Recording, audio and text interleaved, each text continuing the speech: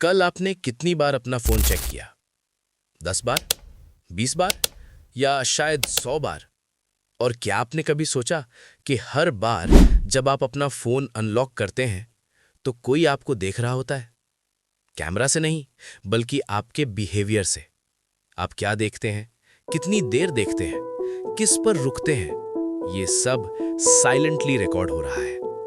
और सबसे शॉकिंग बात, आप एक एक्सपेरिमेंट का हिस्सा है, बिना आपकी परमिशन के। सुबह उठते ही अलार्म बंद करते हैं और बिना सोचे समझे सीधे फोन खोल लेते हैं। इंस्टाग्राम, यूट्यूब, रील्स, शॉर्ट्स, एक वीडियो, फिर दूसरा, फिर तीसरा, और पता ही नहीं चलता 30 मिनट कब निकल जाते हैं। क्या ये सिर्फ आपकी आदत है या फिर इसे ऐसे डिजाइन किया गया है कि आप रुक ही ना पाए?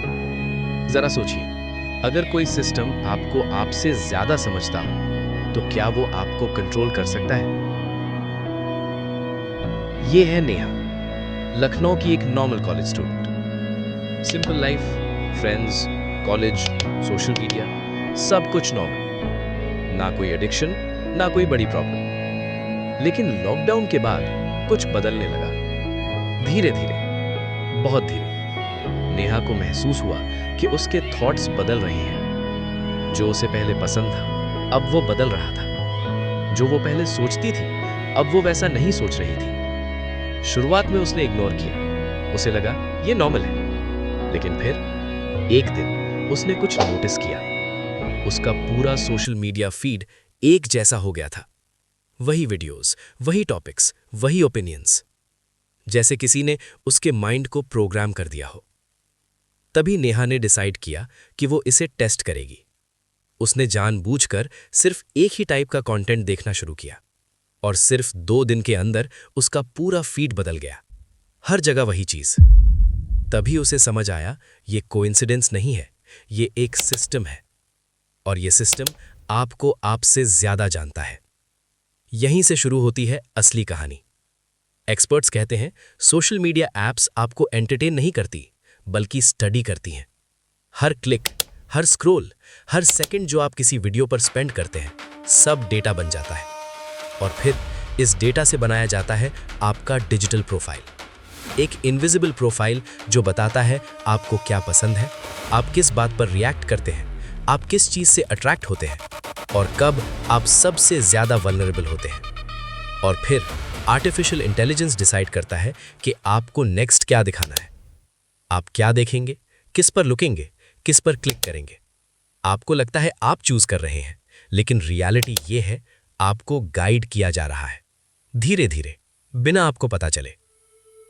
अब एक सवाल, अगर आपको बार बार एक ही टाइप की इंफॉर्मेशन दिखाई जाए तो क्या आपका ओपिनियन बदल सकता है?